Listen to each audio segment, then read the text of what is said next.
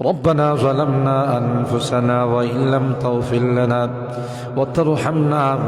لنكونن من الخاسرين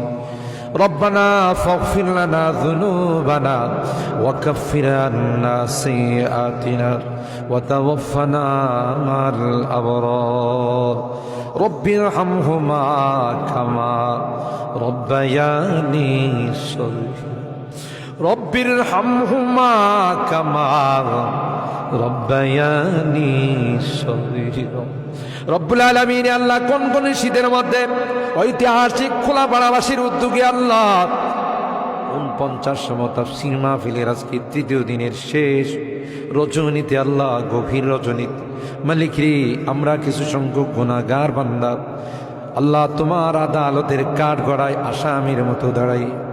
ভিক্ষুকের মতো দুইখানা হাত বাড়াইছি এ মালিক